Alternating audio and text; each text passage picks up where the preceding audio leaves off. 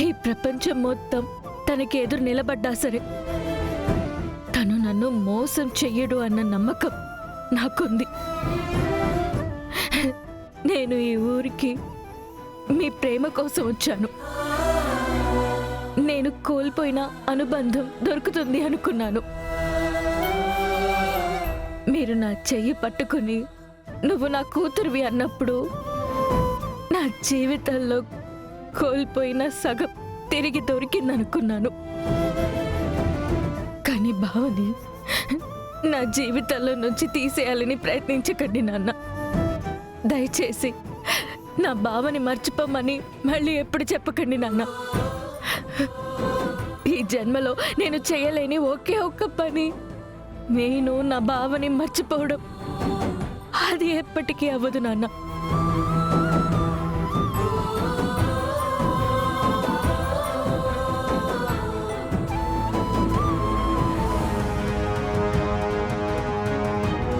నానా నానా ఇదంతా ఆ సూర్య చేసిన పని. అవునా, వాడి వల్లే నా బావ నాకు దూరం అయ్యాడు. వాడి వల్లే నా జీవితం ఇలా అయిపోయింది. ఇంకా వాడిని వదిలేయడం నాకు ఇష్టం లేదు. పదండి నాన్న, ఇప్పుడే పోలీస్ స్టేషన్కి వెళ్ళి వాడి మీద కంప్లైంట్ ఇద్దాం. పదండి. భూమి, నీకొక నిజం చెప్పాలమ్మా. ఏంటి?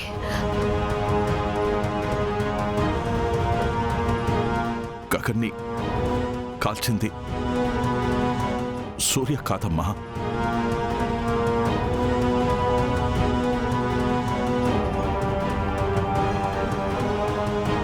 నానా, ఎవరు?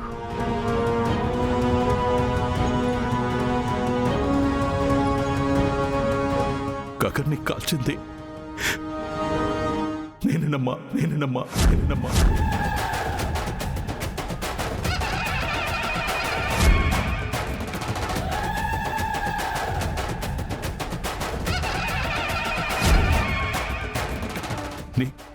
నీకోసమేనమ్మా. ఆపండి నానా. నేను చెప్పేది వినమ్మా. నేను వినను నానా.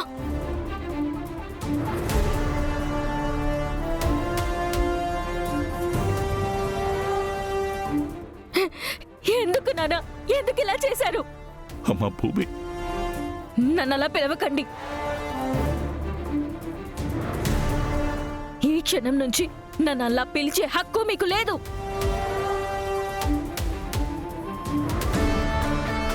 భూమి, భూమి, ఇన్ని రోజులు నేను ప్రేమించిన మనిషిని కోల్పోయానని చాలా బాధపడ్డాను. కానీ ఇప్పుడు ఆ బాధ కంటే పెద్ద బాధ ఇది. నా బావని చంపారని తెలియడం.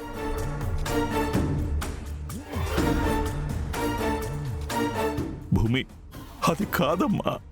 నేను తండ్రి అనుకున్న మనిషిని కూడా కోల్పోయాను నాన్న. చిన్నప్పుడు తండ్రి ప్రేమ కోసం వెతికాను, ఇప్పుడు దొరికిందనుకున్నాను. కానీ నేను వెతికింది తండ్రి ప్రేమని కాదు, ఒక హంతకుణ్ణి. అమ్మా, అలా? అవును నాన్న. నా బావని ఇన్ని రోజులు నేరస్తుడు అన్నారు, కానీ అసలు నేరస్తులు మీరే నాన్న. నన్ను బావ నుంచి దూరం చేసిన రోజు నేను బాధపడ్డాను. కానీ తన ప్రాణం తీసింది మీరని తెలిసిన క్షణం మీరు కూడా చనిపోయారు నాన్న. ఇలాంటి తండ్రి నాకు అవసరం లేదు. భూమి, భూమి, భూమి, భూమి.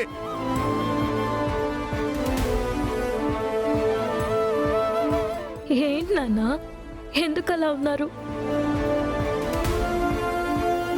నాన్న,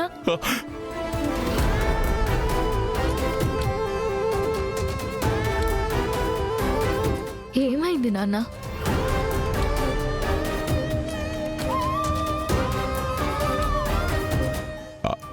ఏం లేదమ్మా. పదండి నాన్న, పోలీస్ స్టేషన్కి వెళ్దాం. సూర్య మీద కంప్లైంట్ ఇద్దాం. పదండి. Excuse me.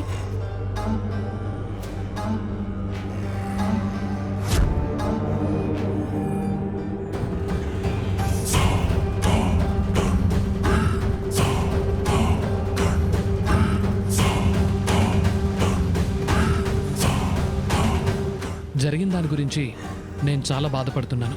భూమిని ఒకసారి చూసి వెళ్దామని వచ్చాను. భూమి, ఇది నీకోసమే.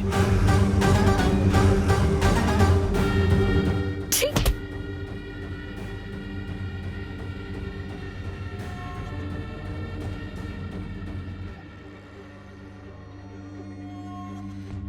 అర్థమైంది. నువ్వు నన్ను ఎంత ద్వేషిస్తున్నావో నాకు అర్థమైంది.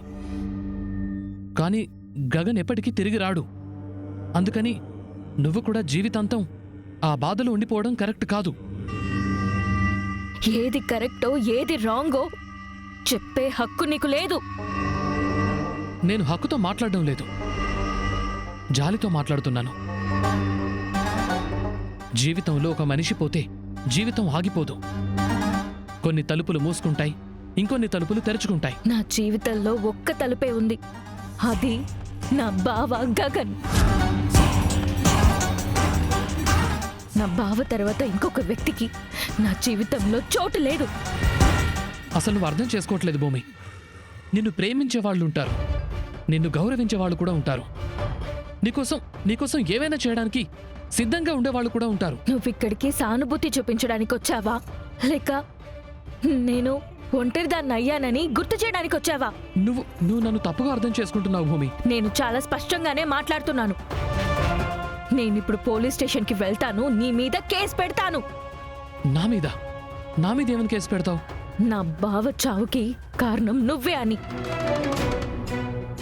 నేనొక పోలీస్ ఆఫీసర్ని. ఒక నేరస్తుడు నా మీద దాడి చేయడానికి ప్రయత్నించాడు. నేను ఆత్మరక్షణ కోసం కాల్చాను. అదే రిపోర్ట్, అదే సాక్ష్యం, అదే చట్టం. అబద్ధం చెప్పకు. నేను చెప్పేది అబద్ధం అనుకుంటే నిజం మారదు భూమి. ఏదో ఒక రోజు నిజం బయటపడుతుంది సూర్య. నువ్వు చట్టం నుంచి తప్పించుకోవచ్చు, నీ యూనిఫామ్ నిన్ను కాపాడొచ్చు, నీ హోదా నిన్ను కాపాడొచ్చు, నీ అబద్ధాలు కూడా నిన్ను కాపాడొచ్చు. కానీ అసలు నిజం నుంచి ఎవరూ తప్పించుకోలేరు. నా బావని నాకు దూరం చేసిన వాళ్ళు, నా కన్నీళ్ళకి కారణమైన వాళ్ళు ఖచ్చితంగా శిక్ష అనుభవిస్తారు. ఎక్కడికి పారిపోతారో పారిపోండి, ఎంతకాలం దాక్కుంటారో దాక్కోండి, కానీ నేను మాత్రం వదిలిపెట్టను. సరేలే, ఇప్పుడు నేనేం చెప్పినా వినే పరిస్థితుల్లో నువ్వు లేవు. వస్తానంకల్.